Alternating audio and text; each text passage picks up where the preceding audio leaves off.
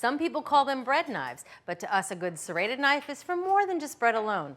In fact, we use them to cut everything from baguettes and brioche to tender cakes and squishy tomatoes.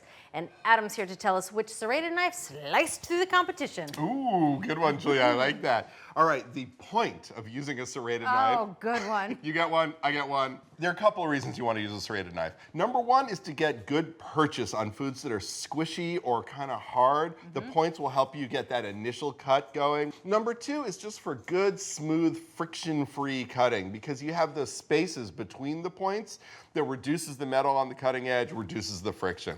You can see that we have our lineup here of 9 serrated knives. The length of the blade was in the 9 to 10 inch range because if it's any shorter than 9 inches, you're gonna have a tough time cutting a wide loaf of artisanal bread or cutting through, say, a cake layer horizontally. And the price range was about $20 to about $200.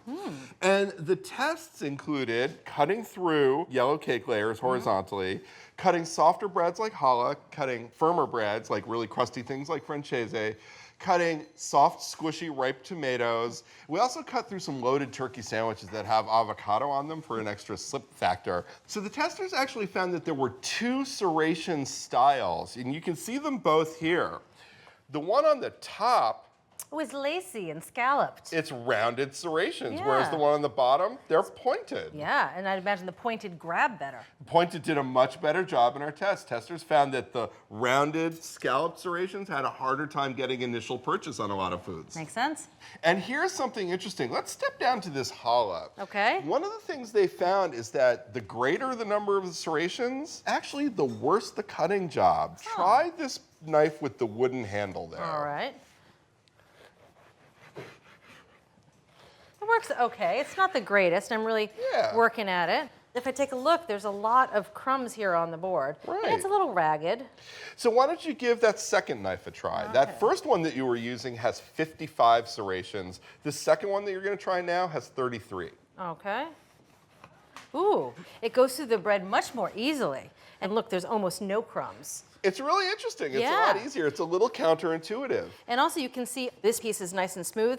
This is kind of hairy looking. Yeah, it's a little ragged. Yeah, it's pretty ragged. So, you know, testers looked into this, and what they learned is that when you're pressing down on a knife, the force that you're using to press down on the knife gets spread out among the number of serrations that there are. So that means the greater the number of serrations, the less cutting force that each one receives, which is why fewer serrations were better.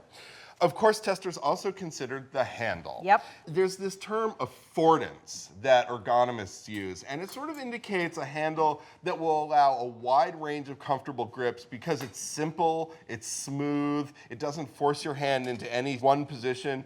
Check this one out. See what you think of that. Ooh, I don't like it. It's small. I'm really having to grip it quite hard. And actually, it's pinching me right there. Yep, that I don't like. That's what the testers thought also. This one has less affordance because it's a harder material and it's got these sharper angles and it's a little narrower. Why don't you try this one now? All right.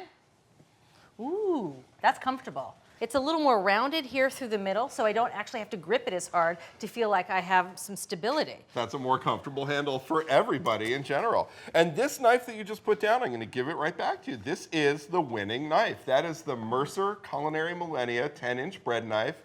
It's got 29 serrations, a lot of space between them, the fewest of all of them. So it cuts nice and cleanly. It's got a comfortable handle with good affordance.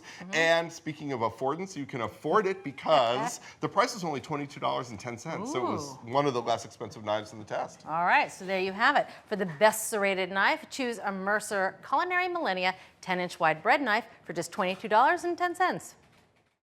Thanks for watching America's Test Kitchen. What'd you think? Well, leave a comment and let us know which recipes you're excited to make, or you can just say hello. You can find links to today's recipes and reviews in the video description. And don't forget to subscribe to our channel. See you later. I'll see you later.